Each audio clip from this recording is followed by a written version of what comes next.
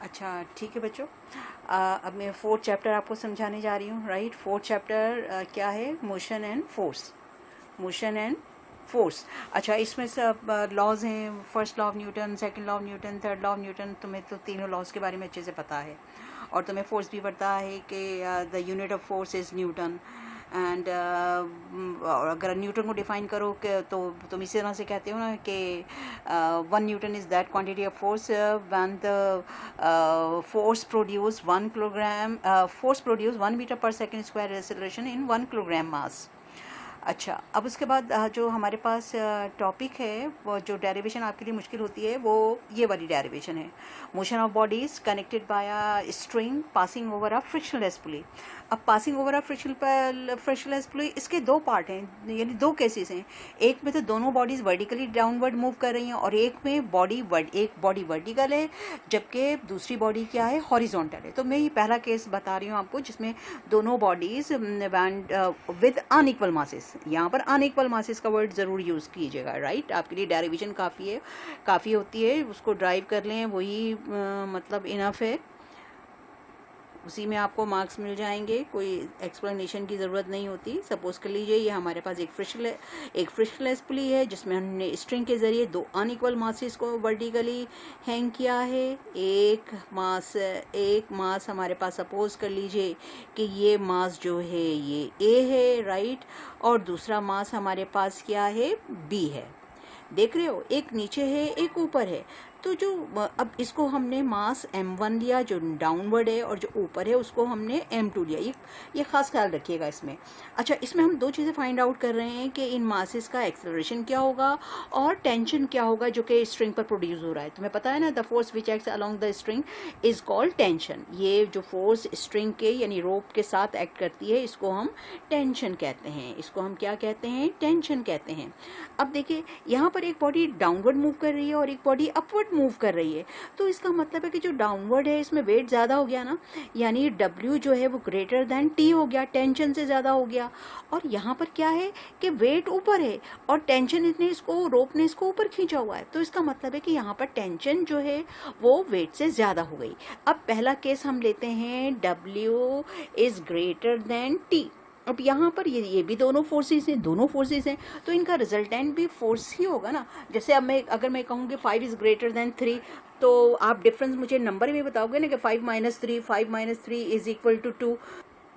हाँ, तो W is greater than T, तो दोनों ही फोर्सेस है ना। जैसे अगर मैंने अभी जैसे बताया तुम्हें कि अगर हम कहेंगे 5 इज़ ग्रेटर देन 3, तो 5 में से 3 माइनस करोगे तो तुम्हें रिजल्टेंट आंसर डिजिट में ही मिलेगा। बिल्कुल यहाँ पर भी यही है कि ये रिजल्टेंट फोर्स है, और अगर हमें मालूम करना है कि कितना ग्रेटर है तो हमने W में से T माइनस कर दिया। राइट, अब according to second law of Newton F किसके इक्वल है? ma के। चूँकि हम इस मास की बात कर रहे हैं इसलिए हमने m1a लिखा, और चूँकि हम इस मास के वेट की बात कर रहे हैं इसलिए हमें पता है कि W is equal to mg, तो हमने m1g लिखा, और ये हमारे पास T आ गया।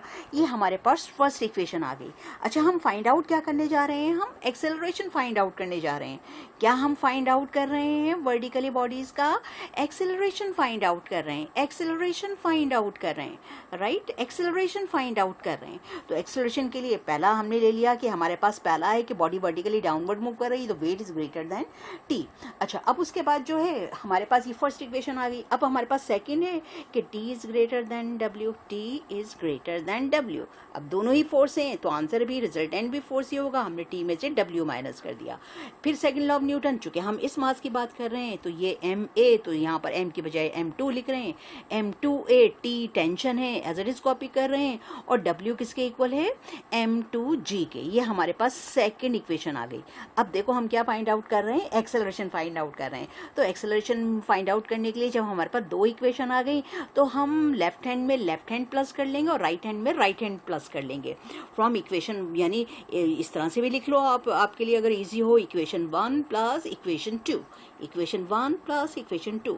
लेफ्ट हैंड में लेफ्ट हैंड प्लस कर लो, तो ये m1 लिख देती हूँ। चलें, लेफ्ट हैंड साइड में लेफ्ट हैंड साइड पहले first left hand side second left hand side में प्लस कर लो। फिर इसी तरह से हम इक्वल का साइन आ जाएगा। फिर right hand side first equation की राइट हैंड साइड को सेकेंड इक्वेशन की राइट हैंड साइड में प्लस कर लो, तो हमारे पास यहाँ पर ये हो गया m1a, देख लो लेफ्ट हैंड साइड m1a हो गया। फिर उसके बाद यहाँ पर हमारे पास ये m2a हो गया, और फिर उसके बाद इक्वेशन 1 का राइट हैंड साइड है हमारे पास m1g माइनस टी, फिर इक्वेशन 2 का राइट हैंड साइड है t minus m2g minus T plus T की कटिंग हो गई, यहाँ से a आपने कॉमन निकाल लिया, तो तुम्हारे पास बचता है m1 प्लस m2, कॉमन का मतलब होता है ना डिवीजन, लेस करना। अब यहाँ पर तुम m1g माइनस m2g, तो इन दोनों में g कॉमन है, g कॉमन पहले निकाल लो, तो तुम्हारे पास m1 माइनस m2 आ गया, सही है। अब तुम्हें फाइंड आउट क्या करना है, a फाइंड आउट करना है। तो a के साथ जब भी आप किसी भी साइड के कोई टर्म फाइंड आउट, उसका कोई एक पार्ट, क्योंकि कोई साइन नहीं है इनके दरमियान, a के और ब्रैकेट के दरमियान कोई साइन नहीं है, तो ये एक ही टर्म है, और किसी टर्म का एक पार्ट फाइंड आउट करने जा रहे हो तो हमेशा याद रखो कि उस टर्म का जो लेफ्ट ओवर है वो हमेशा डिनोमिनेटर में आता है। तो ये a, तुमने a फाइंड आउट करना है, तो ये देखो तुमने पहले अपॉन की लाइन खींची, और ये जो a का पार्ट था ये तुमने सबसे पहले डिनोमिनेटर में लिख दिया m1 प्लस m2, और जो बच गया तुमने यहाँ पर लिख लिया m1 माइनस m2। चाहो तो जी यहाँ लिख दो, चाहो तो जी यहाँ लिख दो, कोई फ़र्क नहीं पड़ेगा, उसमें कंफ्यूज मत होना कि बुक में यहाँ लिखा हुआ है तो यहाँ लिखना है या यहाँ नहीं लिखना है, तो तुम यहाँ पर भी लिख सकते हो, मर्जी तुम्हारी। ये देखो तुमने एक्सेलरेशन फाइंड आउट कर लिया। अच्छा, अब उसके बाद तुम क्या फाइंड आउट करोगे, टेंशन फाइंड आउट करोगे। इसी में वर्टिकली हैंग बॉडी में तुम्हें क्या फाइंड आउट करना है, टेंशन फाइंड आउट करना है, यानी तुमने टी फाइंड आउट करना है। अब बिल्कुल यही चीज़ है, यही दोनों वर्टिकली बॉडी जो है ना, ये हमने वर्टिकली हैंग किया है, ये हमारा पहला केस है जिसमें हमने एक्सेलरेशन फाइंड आउट कर लिया। अब टेंशन फाइंड आउट करना है, तो देखो टेंशन फाइंड आउट करने के लिए बिल्कुल उसी तरह से कि जो वर्टिकली डाउनवर्ड है, जिसका वेट ज़्यादा है, तो तुमने कहा कि वेट जो है वो टेंशन से ज्यादा है। फिर दूसरे में जो वेट ऊपर की तरफ उठ गया है, तो आपने कहा कि टेंशन जो है वो वेट से ग्रेटर है। दोनों में तुमने बिल्कुल वही चीज, फर्स्ट इक्वेशन आई थी m1a is equal to m1g minus T, second आई थी तुम्हारे पास क्या आई थी, second m2a is equal to T minus m2g। फिर याद रखना, अगर एक्सेलरेशन फाइंड आउट करना है तो दोनों इक्वेशन को क्या कर लेना है, प्लस करना है। लेफ्ट हैंड साइड में left hand side, right hand side में राइट हैंड साइड, और जब भी लेफ्ट हैंड साइड आपके बाद दूसरा जब राइट हैंड साइड स्टार्ट करते हो तो हमेशा इक्वल का साइन यूज करते हो। अब देखो तुम्हें टेंशन फाइंड आउट करना है। टेंशन फाइंड आउट करने के लिए अब देखो तुम्हें क्या करना है, इक्वेशन 1 और इक्वेशन 2 दोनों को डिवाइड करना है। इक्वेशन 1 को इक्वेशन 2 से डिवाइड करना है, यानी लेफ्ट हैंड साइड को लेफ्ट हैंड साइड से डिवाइड करना है। ये इक्वेशन 1 का लेफ्ट हैंड साइड ऊपर आएगा और इक्वेशन 2 का लेफ्ट हैंड साइड नीचे आएगा। इसी तरह से इक्वेशन 1 का राइट हैंड साइड ऊपर आएगा और इक्वेशन 2 का राइट हैंड साइड नीचे आएगा। तो इक्वेशन 1 का लेफ्ट हैंड साइड तुम्हारे पास क्या है, इक्वेशन 1 का m1a, और इक्वेशन 2 का लेफ्ट हैंड साइड क्या है, m2a इज इक्वल टू, फिर इक्वेशन 1 का राइट हैंड साइड क्या है, m1g माइनस टी, फिर उसके बाद इक्वेशन 2 का राइट हैंड साइड क्या है, कहाँ गया, ये रहा, t माइनस m2g। सही है, a की कटिंग हो गई, तुम्हारे पास बचा m1 upon m2 is equal to m1g। तुम क्या फाइंड आउट करने जा रहे हो, tension. The force which acts along the string is called tension. अब देखो तुम क्रॉस मल्टीप्लिकेशन कर लोगे, तुमने जब क्रॉस मल्टीप्लिकेशन किया m1 वाला पहले लिख दो, तो ये m1 मल्टीप्लाई हो रहा है t माइनस m2g से, फिर उसके बाद m2 मल्टीप्लाई हो रहा है, जब एक एरो खत्म हो गया तो दूसरा स्टार्ट हो गया, m2 मल्टीप्लाई हो रहा है m1g माइनस टी से, तुमने ब्रैकेट ओपन की, ब्रैकेट के दोनों टर्म्स m1 से मल्टीप्लाई हो रहे हैं, m1t minus m1 m2g is equal to m1 m2g minus m2t।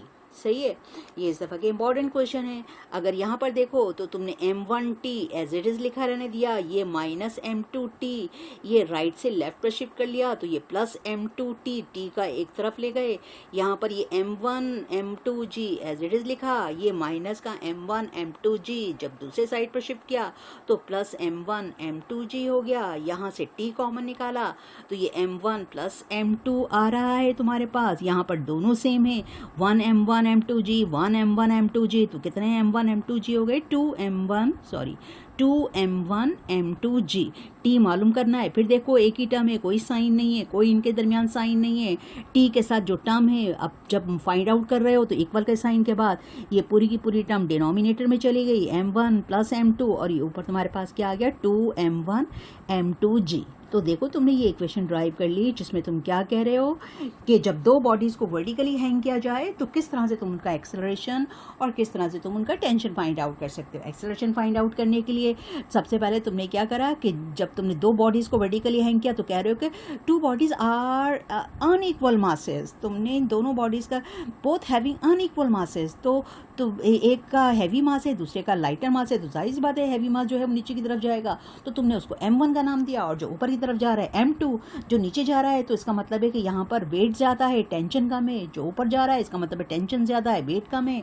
तो तुमने जो है दो एक्सेलरेशन फाइंड आउट करने के लिए तुमने जब रिजल्टेंट फोर्स फाइंड आउट की तो तुमने क्या करा, f में से w माइनस टी माइनस कर दिया। फिर उसके बाद जब तुम्हारे पास सेकंड केस था जिसमें t ग्रेटर दैन w था, तो तुमने जब रिजल्टेंट फोर्स फाइंड आउट किया तो t में से w माइनस कर दिया। f दोनों में सेकंड लॉ ऑफ न्यूटन है, ma चूँकि यहाँ पर मास m1 था इसलिए m1a लिखा, यहाँ पर मास m2a लिखा। जब तुमने एक्सेलरेशन फाइंड आउट करना चाहिए तो तुमने दोनों इक्वेशन को प्लस कर लिया, लेफ्ट हैंड में लेफ्ट हैंड, राइट हैंड में राइट हैंड। फिर उसके बाद जब तुमने टेंशन फाइंड आउट करना चाहिए तो तुमने इक्वेशन 1 वही बिल्कुल ये सब कुछ एज इट इज चलेगा। यहाँ पर आकर अगर जब अगर एक्सेलरेशन फाइंड आउट कर रहे हो तो यहाँ पर एंड हो जाएगा, लेकिन जब टेंशन फाइंड आउट कर रहे हो तो यहाँ पर स्टॉप करके तुम्हारे पास क्या आ जाएगा कि इक्वेशन 1 को इक्वेशन 2 से डिवाइड कर दोगे। डिवाइड करने पर तुमने क्रॉस मल्टीप्लिकेशन कर लिया, फिर उसके बाद तुमने टेंशन फाइंड आउट कर लिया। Okay bye.